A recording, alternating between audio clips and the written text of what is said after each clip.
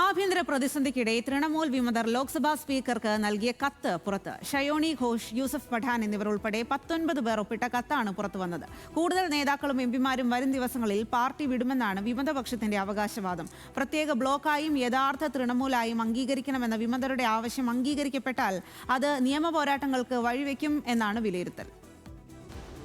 വിമതർ നീക്കം ശക്തമാക്കുമ്പോഴും സ്പീക്കർക്ക് നൽകിയ കത്ത് എവിടെയെന്നായിരുന്നു മമത അനുകൂലികളുടെ ചോദ്യം.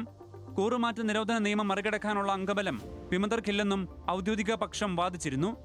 എന്നാൽ മെയ് 18-ന് സ്പീക്കർക്ക് നൽകിയ കത്ത് പുറത്തു വന്നപ്പോൾ 19 പേർ ഒപ്പുവെച്ചിട്ടുണ്ട്.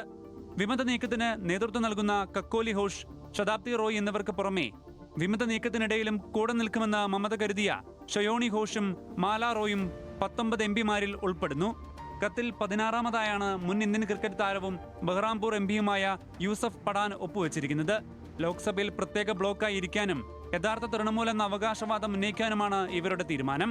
19 പേരുടെ പിന്തുണ ആകെ അംഗബലത്തിന്റെ 2/3 കൂറുമാറ്റ നിരോധന നിയമം ബാധകമായേക്കില്ല. എന്നാൽ നിയമം അനുശാസിക്കുന്നത് ലയനമാണെന്നും പ്രത്യേക ബ്ലോക്കായി കണക്കാക്കണമെന്ന ആവശ്യം നിയമപരമായി നിലനിൽക്കില്ലെന്നും നിയമവിദഗ്ധർ ചൂണ്ടിക്കാട്ടുന്നു. അതിനാൽ സ്പീക്കറുടെ തീരുമാനം നിർണായകമാകും. അതിനിടെ കൂടുതൽ നേതാക്കൾ ഒപ്പം ചേരുമെന്ന പ്രതീക്ഷയിലാണ് വിമതപക്ഷം. ഇതുവരെ മമതയ്ക്ക് പ്രതിരോധം തീർത്തിരുന്ന കല്യാൺ ബാനർജി അഭിഷേകിനെതിരെ പരസ്യ വിമർശനം ഉന്നയിച്ചു കഴിഞ്ഞു. അഭിഷേക് വേണമോ താൻ ഉൾപ്പെടെയുള്ള നേതാക്കൾ വേണമോ എന്ന് മമതയ്ക്ക് തീരുമാനിക്കാമെന്നാണ് കല്യാൺ ബാനർജിയുടെ അന്ത്യശാസനം. സൗഗത റോയ്ക്കും അഭിഷേകിന്റെ ഇടപെടലുകളിൽ വിയോജിപ്പുണ്ട്. എന്നാൽ മഹുവ മൊയ്ത്ര, കീർത്തി ആസാദ്, ബാബുൾ സുപ്രിയോ, ശത്രുഘ്ൻ സിൻഹ തുടങ്ങിയവർ മമതയ്ക്കൊപ്പം തന്നെയെന്ന് ആവർത്തിച്ചിട്ടുണ്ട്. National desk, news Malayalam.